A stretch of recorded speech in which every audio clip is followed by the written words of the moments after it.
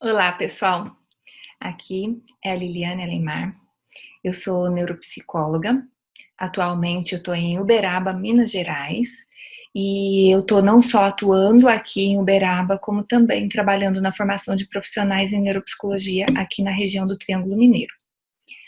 Eu, primeiramente, quero agradecer muito a oportunidade de, nessa época tão importante, em celebração aí ao Dia do Psicólogo, na semana que vem, no dia 27, estar aqui junto de amigos que me são tão caros.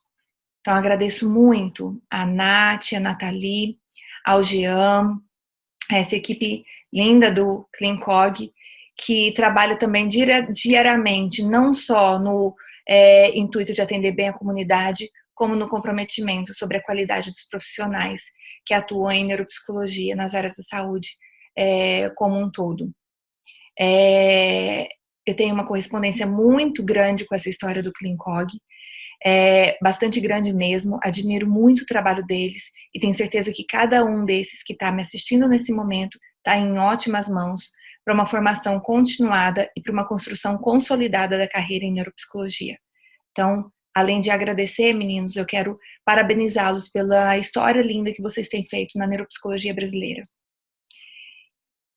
Quando a Nath veio falar comigo, ela pediu que eu falasse um pouco sobre a minha formação e com muito amor, com muito carinho, eu venho agora compartilhar essa história dessa formação, que eu diria muito mais que é uma história de uma paixão. O que é a neuropsicologia na minha vida, como que ela veio, como que ela continuou, como ela se consolidou e como ela está. É sobre isso que eu vou falar com vocês, certo? Em 2004 eu me formei na graduação em psicologia aqui em Uberaba e nesse ano eu tinha já vivenciado algumas coisas em neuropsicologia. Apesar de eu me formar em 2004, eu estou conectada com a neuropsicologia desde 2001. Em 2001, os colegas, apesar de falarem com muita frequência, que não adianta, os professores falarem com muita frequência que não adiantava ir a eventos, porque eu ainda era muito iniciante no curso de psicologia, não ia entender nada do que eles falavam. Eu me interessei por ir a um congresso de psicologia da saúde, no Hospital das Clínicas de São Paulo, oportunidade em que eu acompanhei um evento da doutora Beatriz Lefebvre, primeira neuropsicóloga brasileira. Ela andando para lá e para cá, eu já via que ela não era tão jovem assim, e naquele momento eu estava muito angustiada com algo que eu estava vivendo com a minha avó. A minha avó, naquela altura já morando na minha casa, aumentava o nível de dependência dela a cada dia, e toda vez que nós íamos com ela a algum clínico, ela voltava com um nome para algo que ela tinha. Então, um dia era corpus de Levy, outro dia era demência, outro dia era depressão, outro dia era Alzheimer, mas cada dia era um nome diferente.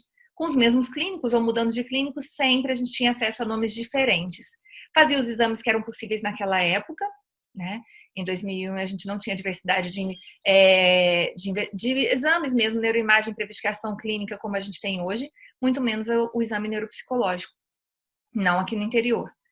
E aí, naquela oportunidade eu pensei, de uma forma bastante leiga, se ela tá tão bem assim, na faixa etária dela, esse negócio aí, esse nome difícil, bonito, no mínimo foi bom para ela. Então eu quero investir nisso, eu quero conhecer melhor sobre isso. Aí começou a minha curiosidade sobre neuropsicologia. E aí, desde então, a minha faculdade aqui em Uberaba, quando eu a cursei, ela sempre foi muito rígida em relação aos estágios. Então, nós tínhamos vários estágios obrigatórios e todos eles eu direcionei para neuropsicologia de alguma forma. Gente, todos eles mesmo. Então, quando a gente olha para o estágio de educação, eu já fiz o meu estágio de educação na PAI. Eu não fui para uma escola regular. Quando pensou na obrigação do estágio de organizacional, eu fui desenvolver o estágio organizacional no sanatório e não numa empresa comum. Né? O clínico, eu nem preciso dizer para vocês que eu direcionei completamente para crianças com dificuldade de aprendizagem, para dependentes químicos, e o hospitalar também, sempre me conectei de alguma forma com a neuro. Todas as minhas iniciações científicas e TCC foram, na realidade, de dependência química, porque era a forma de ter orientação de um professor que era neurologista e ali estar em contato com, ao menos, a teoria e os fundamentos da neuroanatomia. Dessa forma, no último ano da faculdade, eu tive um contato muito rico com um grupo de atendimento multidisciplinar a pessoas com lesões encefálicas adquiridas. Esse grupo tinha o objetivo de retornar as pessoas a ter confiança nelas mesmas, adquirir autoconfiança para retomar as atividades depois de um período duradouro de fisioterapia, de alguns outros processos terapêuticos, terapia ocupacional, fonoaudiologia e tudo mais.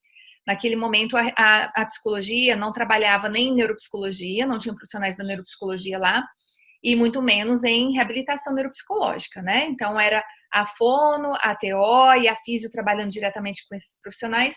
Eles queriam a psicologia ali, e eu estava ali para ajudar a adquiri-los mais melhor autoconfiança para ir para os desafios da vida. Nessa época, nós tivemos um evento em que a universidade trouxe uma terapeuta ocupacional que falou sobre o processo demencial. E foi a primeira profissional que na minha vida, que detalhou sobre estágios diferentes da demência e sobre atividades para serem realizadas a fim de evitar o avanço mais rápido do processo demencial.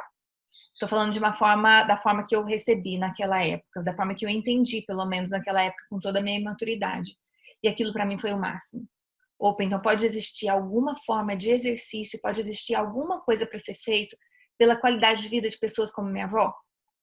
E ali eu me encantei, e aí eu tive a certeza que eu queria neuropsicologia, investiguei bastante que formações que eu poderia fazer na cidade não existia, no país também ainda não eram muitos cursos, e aí eu procurei algum que eu poderia fazer antes de formada ainda. Em 2004, aquele mesmo ano que eu disse para vocês, eu fui para o Rio de Janeiro, uma vez por mês, para realizar um curso de neuropsicologia junto à equipe do professor Paulo Matos, do CNA. E eu fiz isso com o intuito de ter certeza se eu queria realmente neuropsicologia na minha vida ou não. Eu queria me formar sabendo para que rumo ir. Eu não queria me formar perdida, como a maior parte dos colegas eu percebia que se formavam, não só em psicologia, como nos outros cursos também. E ali eu me apaixonei novamente, e aí eu confirmei que realmente era aquilo que eu queria. Finalizei o ano certo de que seria aquilo, e aí eu prestei a seleção do curso de neuropsicologia do CEPSIC, que naquela altura ia ser o primeiro curso que ia passar pelo processo acompanhado, né, fiscalizado e acompanhado pelo CFP e pelo MEC para o futuro reconhecimento do curso e da especialidade de neuropsicologia, mas também do curso para a gente se formar tendo o título de especialista. E foi assim que aconteceu. Ainda no primeiro ano, alguns professores perguntaram quem se disponibilizaria aí ficar uma carga horária maior no hospital, não só fazer o curso de especialização, mas ficar uma carga horária maior no hospital para vivenciar a esfera de atuação da neuropsicologia. Eu morava em Uberaba, meu curso era em São Paulo. Eu me mudei para São Paulo, pedi demissão no meu emprego, fiz tudo que foi necessário para organizar minha vida em Uberaba e me mudei para São Paulo, não pensei duas vezes. Foi nesse momento que eu já conhecia a Nathalie, estreitei as relações porque ela também intensificou as atividades dela no HC, no Hospital das Clínicas, no Instituto Central. E lá nós nos dedicamos de segunda a segunda, muito intensivamente mesmo, a avaliar pessoas em todos os ambulatórios. Então, nós atendemos em ambulatórios de tumores, ambulatórios de epilepsia, em diversos ambulatórios. Eu lembro de um professor de neurologia falando para mim no começo do curso que se eu quisesse fazer psicologia, eu não poderia nem me restringir ao Uberaba e nem me restringir a eventos, eu precisaria ir para a prática fora. E que se eu pudesse avaliar, né, atender todo mundo que passasse pela minha frente, que eu fizesse, porque era assim que eu ia me tornar uma boa psicóloga, atendendo em volume e em supervisão. E foi o grande presente que eu recebi na minha vida, porque não só eu atendia em grande volume, como eu contava com supervisões diretas. Especialmente a professora Carla Ada, que supervisionava não só o serviço de epilepsia, né, mas todas as dúvidas que a gente tinha. Então, eu participei ali dos grupos clínicos de tumor, de AVC, de epilepsia, e isso me foi de grande valia. Não só atender em grande volume de pessoas, como participar de supervisões em diferentes áreas de expertise em neuropsicologia, como também participar dos grupos clínicos. Dessa forma, terminamos a especialização, obtivemos o título, mas não só, obtivemos aí uma complementação muito grande de estágio e supervisão na área hospitalar e clínica também. Isso para mim foi determinante, porque isso consolidou ainda mais tanto a minha paixão quanto a minha força de luta por uma neuropsicologia que não estava pronta e que continua não estando. Então, nesse estágio, nós precisamos fazer a tradução de vários instrumentos precisamos pesquisar muitos artigos, era todo dia imprimindo muitos artigos para a nossa prática. Então, a gente atendeu um paciente agora mesmo, agora a gente estava pesquisando e levantando o que era feito no mundo inteiro sobre aquilo. Nós fomos construindo um processo de neuropsicologia, tanto no hospital quanto na gente mesmo. E isso me foi muito importante. Começar a receber colegas fazendo a mesma extensão de estágio que eu, e trabalhar ajudando eles a montar suas pastas, a pesquisar as normas. Naquela altura a gente praticamente não tinha nada de normas no Brasil, os livros tradicionais, traduzir esses textos tradicionais. Isso também foi muito, muito importante na minha formação, para eu ter certeza que eu gostaria de ser docente e contribuir também com a qualidade da neuropsicologia brasileira. Naquela oportunidade, eu e a Nathalie começamos a nossa atuação clínica em neuropsicologia. Nós já tínhamos atuação clínica em psicoterapia, mas começamos em neuropsicologia, a sublocar a nossa sala, a experimentar, a cada paciente que a gente atendia começar a comprar um teste novo que era muito caro, exemplo do Wisconsin, do próprio VISC, e aos poucos dar nossos passos aí para a autonomia em neuropsicologia. Com muita supervisão, nós começamos esses passos. Não éramos ricas, não compramos tudo de uma vez, não compramos todos os brinquedos de uma vez, íamos a 25 de março para montar as nossas escalas de desenvolvimento, para nós e para as nossas colegas, inclusive. Foi assim que a gente, camelando literalmente, não só estudávamos e desenvolvíamos o conteúdo teórico, como íamos nos fundamentando aí em ferramentas de trabalho. Naquela altura, estávamos iniciando os nossos mestrados.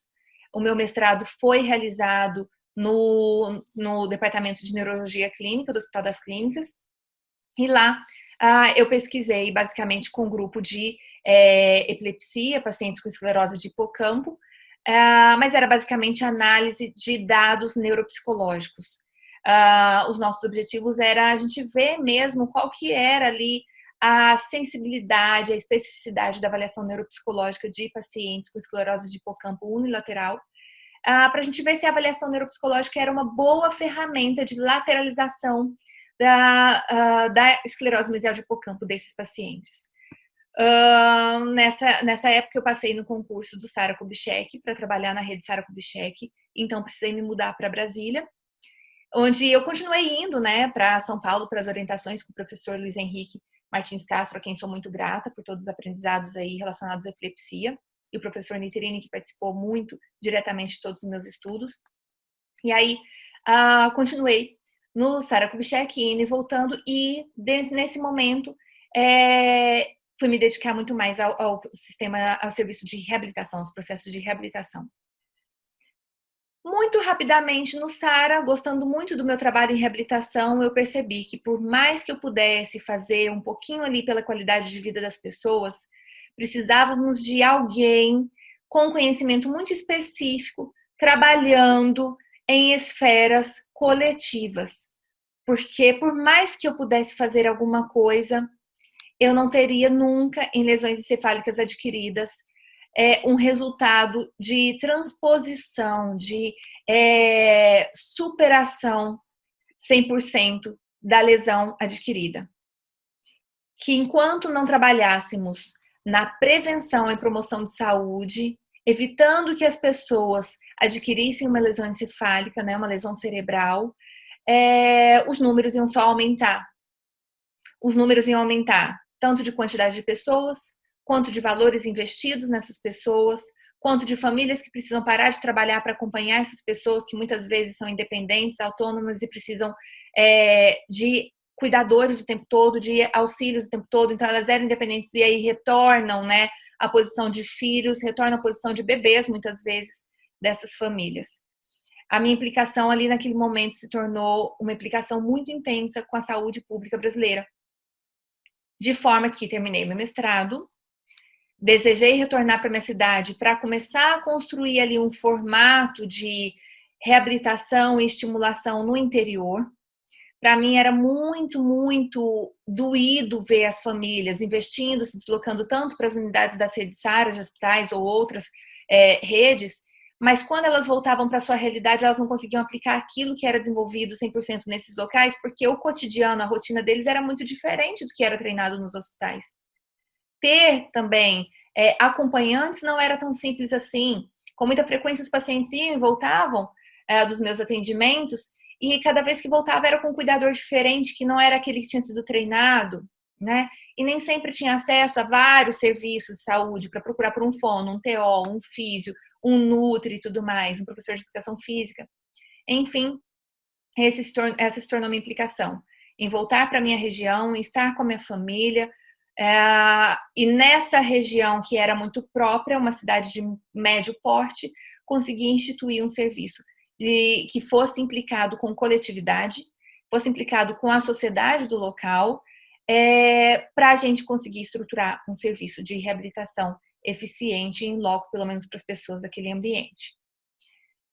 Dessa forma, comecei a desenvolver os meus estudos para me aproximar cada vez mais da saúde coletiva e já sabia que eu gostaria de desenvolver algo que justificasse naquela região um serviço, certo? Quando eu falo algo que justificasse um serviço, eu estou falando de um planejamento de saúde pública. Mas eu não sou concursada, não era concursada em um serviço de saúde pública, até porque tenho as minhas questões em relação a isso. Né? A gente sempre estar num serviço que seja dedicação exclusiva pode acabar restringindo a nossa atuação e o nosso alcance. E tendo esse olhar, eu entrei, né, para alguns concursos e acabei saindo para que eu pudesse ampliar a minha esfera de atuação. Voltei para Uberaba, como eu falei para vocês, fui dar aula em universidades, em princípio convidada pela Universidade de Uberaba, depois também passei pela Universidade Federal, a Universidade Federal do Triângulo Mineiro, e nessas duas universidades eu pude instituir a docência em neuropsicologia, a cadeira de neuropsicologia. Em princípio, como uma formação não só presencial, mas já contando com um momento EAD, mas também em outro momento na federal como uma disciplina optativa. Foram aí sementinhas que foram colocadas ali e que até hoje são continuadas. Então, eu retornei em 2009 e até hoje essas duas cadeiras existem nas duas universidades. Eu sou muito grata por ter tido a oportunidade de introduzir isso nelas.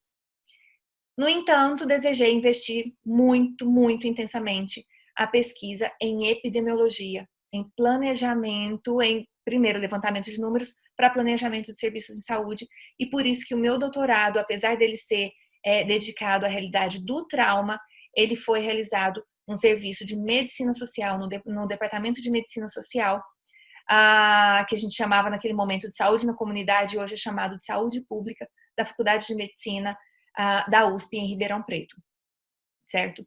O meu estudo foi aí, então, dedicado a levantar números de casos de trauma crânioencefálico na nossa região, na região atendida pela Faculdade de Medicina de Ribeirão Preto, que engloba não só o estado de São Paulo, como também parte importante de Minas Gerais. Nessa altura, no serviço que recebe os traumas, politraumas, ou traumas de grande complexidade de toda essa região, que é a unidade de emergência da Faculdade de Medicina de Ribeirão Preto, foram levantados os números desses casos por um intervalo de tempo importante, de 2009 até 2017, mas eu fui até a casa de traumatizados, especificamente ali do ano de 2015, para verificar como que tinham sido as mudanças de suas vidas. E aí, então, além dos números, eu desenvolvi uma segunda parte do estudo, que era investigar a qualidade de vida desse traumatizado, desse politraumatizado que sobreviveu ao TCE, e a mudança na vida, e que a gente chama de emoção expressa do seu cuidador, das pessoas que estão acompanhando esses traumatizados até hoje. Nessa oportunidade, tive uma grande chance de acompanhar, de levantar os números nesse mesmo período de traumatizados na região de Toronto, no Canadá. E lá também, quando eu estava no Hospital St. Michael fazendo esse levantamento, que é um hospital de referência de trauma importantíssimo, mas não só lá como no Centro de Saúde de Sunnybrook, que são os dois hospitais referências de trauma, o St. Michael mais em região central e o Sunnybrook em região mais do subúrbio, menos central de Toronto. Tive a oportunidade de fazer estágio de observação no Toronto Western Hospital, com casos basicamente de epilepsia e Parkinson, para conhecer qual que é a prática da neuropsicologia clínica no Canadá. Então, essa foi a minha experiência. E voltando, defendi a minha tese em agosto de 2018. Estou agora trabalhando na escrita dos artigos, na produção.